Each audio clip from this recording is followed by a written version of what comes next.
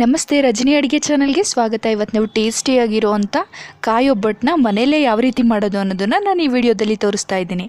ತುಂಬಾ ಚೆನ್ನಾಗಿರುತ್ತೆ, ನೀವು ಮಾಡಿ ನೋಡಿ ಹೇಗಿತ್ತು ಅನ್ನೋದನ್ನು ನನಗೆ ಕಮೆಂಟಲ್ಲಿ ತಿಳಿಸಿ। ಇವಾಗ ಹೇಗೆ ಮಾಡೋದು ಅಂತ ನೋಡೋಣ। ಅದಕ್ಕೆ ಬೇಕಾಗಿರೋ ಇಂಗ್ರೀಡಿಯೆಂಟ್ಸು, ನಾನೊಂದು ಅರ್ಧ ಚಿಪ್ಪು ಕಾಯಿ ತೊಗೊಂಡಿದ್ದೀನಿ, ಮತ್ತು ಬೆಲ್ಲ। ನಿಮಗೆ ಸ್ವಲ್ಪ ಸ್ವೀಟ್ ಜಾಸ್ತಿ ಬೇಕು ಅಂದರೆ ಜಾಸ್ತಿ ತೊಗೊಳ್ಳಿ, ಬೆಲ್ಲ ಕಮ್ಮಿ ಬೇಕು ಅಂದರೆ ನಾನು ಒಂದು ಅಚ್ಚು ತೊಗೊಂಡಿದ್ದೀನಿ, ಉಂಡೆ ಬೆಲ್ಲ ತೊಗೊಂಡಿದ್ದೀನಿ ನೋಡಿ। ಬೆಲ್ಲ ನಿಮ್ಗೆ ಎಷ್ಟು ಬೇಕೋ ಅಷ್ಟು ಸ್ವೀಟು। ಒಂದು ಸ್ವಲ್ಪ ಅಕ್ಕಿನ ನೀವು ನೆನೆಸಿಟ್ಕೋಬೇಕು, ಒಂದು ಇಡೀ ಅಷ್ಟು ಅಕ್ಕಿನ ನೆನೆಸಿಟ್ಕೋಬೇಕು। ಇದು ತುಂಬ ಚೆನ್ನಾಗಿರುತ್ತೆ, 4-5 ಡೇಸ್ ಏನೂ ಆಗೋದಿಲ್ಲ, ಬಟ್ ಇದನ್ನು ಮುಚ್ಚಿಡಬಾರ್ದು ಅಷ್ಟೇ। ನೋಡಿ, ತುರ್ಕೊಂಡಿರೋ ಕಾಯಿ ಮತ್ತು ಬೆಲ್ಲನ ಚಚ್ಕೊಂಡು ಮಿಕ್ಸ್ ಮಾಡ್ಕೊಂಡು ಇಟ್ಕೊಂಡಿದ್ದೀನಿ ನೋಡಿ, ಈ ರೀತಿ ಇದೆ। ಒಂದು 2ರಿಂದ 3ರಷ್ಟು ಏಲಕ್ಕಿ ಬೇಕು। ಅಕ್ಕಿನ ರುಬ್ಕೊಳ್ಳಿ ಮೆತ್ತಗೆ, ಸಣ್ಣ ಜಾರಲ್ಲಿ ಹಾಕಿ ಅಕ್ಕಿನ ನಾನು ರುಬ್ಬಿಟ್ಕೊಂಡಿದ್ದೀನಿ। ಮತ್ತು ಮಿಕ್ಸ್ ಮಾಡ್ಕೊಂಡಿರೋ ಕಾಯಿ ಬೆಲ್ಲನ ರುಬ್ಕೋತಾ ಇದ್ದೀನಿ ನೋಡಿ, ಜಾರಲ್ಲಿ ಹಾಕಿ ಮಧ್ಯ ಜಾರಲ್ಲಿ ಹಾಕಿದ್ದೀನಿ ನಾನು। ಈ ರೀತಿ ಮೆತ್ತಗೆ ಪೇಸ್ಟ್ ಆಗಬೇಕು, ಆ ರೀತಿ ರುಬ್ಕೋಬೇಕು। ರುಬ್ಕೊಂಡ್ಮೇಲೆ ಇದನ್ನು ಹುರಿಬೇಕಾಗುತ್ತೆ, ಬಾಣಲಿ ಇಟ್ಟು ಚೆನ್ನಾಗಿ ಹುರ್ಕೋಬೇಕು, ನೀರಿನಂಶ ಎಲ್ಲ ಇದರಿಂದ ಹೋಗೋ ಹಾಗೆ ಹುರಿಬೇಕು, ಆವಾಗ ನಿಮಗೆ ತಟ್ಟೋದಕ್ಕೂ ತುಂಬ ಚೆನ್ನಾಗಿರುತ್ತೆ ನೋಡಿ। ಬಾಣಲಿಲಿ ಹುರಿತಾ ಇದ್ದೀನಿ ನಾನು, ಇದಕ್ಕೆ ಎಣ್ಣೆ ನೀರು ಏನು ಹಾಕೋ ಹಾಗಿಲ್ಲ, ಹಾಗೆ ಹುರಿಬೇಕು। ನೀಟಾಗಿ ಹುರ್ಕೊಳ್ಳಿ, ನೀರಿನಂಶ ಎಲ್ಲ ಹೋಗಬೇಕು, ಕಲರ್ ಚೇಂಜ್ ಆಗಬೇಕು ನೋಡಿ। ನೀವು ತಿರುಗಿಸ್ತಾನೆ ಇರಬೇಕು, ಇಲ್ಲಾಂದರೆ ತಳ ಅಂಟ್ಬಿಡುತ್ತೆ। ಆಲ್ಮೋಸ್ಟ್ ಹುರಿದಾಗಿದೆ ನೋಡಿ, ಈ ಹದದಲ್ಲಿ ಇರಬೇಕಿದು। ಕಲರ್ ಚೇಂಜ್ ಆಗೋವರೆಗೂ ನೀವು ಹುರ್ಕೋಬೇಕು, ಸ್ವಲ್ಪ ಟೈಮ್ ಹಿಡಿಯುತ್ತೆ, ನಿಧಾನವಾಗಿ ಮಾಡ್ಕೊಳ್ಳಿ।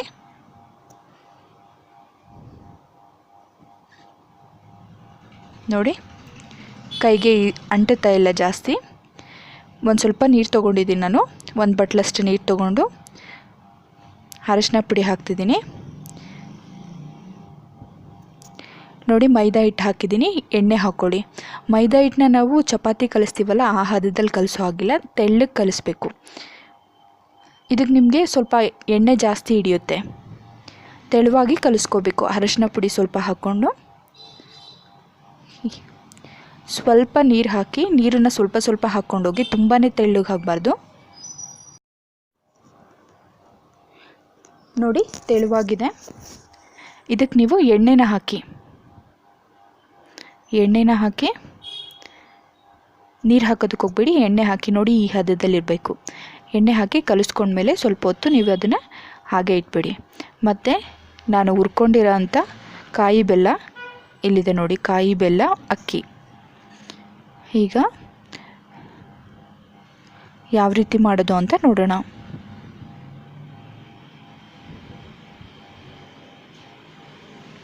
ನಾನಿಲ್ಲಿ ನಿಮಗೆ ತಟ್ಬಿಟ್ಟಿದ್ದೀನಿ, ಒಂದನ್ನು ಸ್ವಲ್ಪ ಮೈದಾ ಹಿಟ್ಟನ್ನು ಹಾಕ್ಕೊಂಡು, ಆಮೇಲೆ ನೀವು ಹೂರಣನ ಮಧ್ಯದಲ್ಲಿ ಇಟ್ಕೊಂಡು ಕವರ್ ಮಾಡಿ ತಟ್ಟಬೇಕು।